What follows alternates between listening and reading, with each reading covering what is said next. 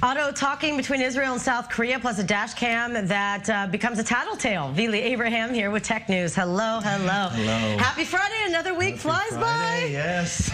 Wow, it's just so really crazy how time flies when we're having fun. Oh, yes. All right, so let's talk about Hyundai and an Israeli startup. Yes, so Hyundai decided to invest millions of dollars. It's an undisclosed amount, but we think it's millions of dollars in a company called Autotalks. Now, Autotalks is a company that developed a technology that enables vehicles to speak to other vehicles, to speak to passengers, and even to traffic signals. And this is something that we must have in the autonomous vehicle future. So this isn't something that any other car makers have, discovered, like with the Israeli company? There are more companies working on this, but it's quite a unique company because it also enables motorcyclists or the motorcycle to talk to a vehicle. So let's say that you're driving your motorcycle and, after a curve, there is a car standing there on the side of the road. So you'll know that it's there because you'll get a voice alert. Wow. Yeah. So it's really something cool. And I just want to say a few words about this company. It was founded in 2008. It's located here in the center of the country. And it raised more than $80 million so far, which is a really nice sum. And its products are already available in the market. And one reason why Hyundai wanted to invest in this company is to develop and deploy this technology. So it looks like it's going to be a very nice collaboration between the two. So when a company like Hyundai invests in it, do they require exclusivity? Like what if Toyota comes up to them? I mean, like an Israeli isn't going to turn down business, but do they have to, be like usually there is a certain contract and there's exclusivity. And by the way, there's something really interesting about the system because you always get alerts. So if you're driving an autonomous vehicle and there is a car somewhere and you can't see it because of the field of view, you get live updates. And this is something as opposed to Waze today.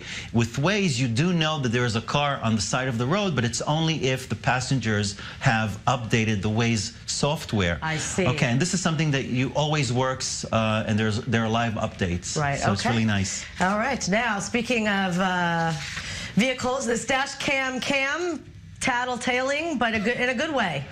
Well, it might help. But look, first of all, unless you have road rage and you want to, sell out somebody who isn't doing anything wrong. Well, according to the Population Reference Bureau, there is a significant increase in the number of road crashes around the world and people dying as a result. About 1.2 million people are dying on the road every year. If we look here in Israel, in 2017, 362 Israelis died, a little bit lower than in the previous year, which was 371. And this camera or the use of dash cams in order to take footage and send it to police officers is something that is going to happen in the UK. Why? Because in the last 5 years, there has been a very significant increase in the number of deaths. So the UK government hopes that the use of dash cams, which all of us have, they're very common. I have one. I'm not sure if you have one, but I felt that I have to install it because of, sometimes somebody will cut you off and you want to prove to the insurance company that you're not, you're not guilty. Yeah. So it's something that you must have. So they're going to use them, and it's very simple. You install the camera in your car.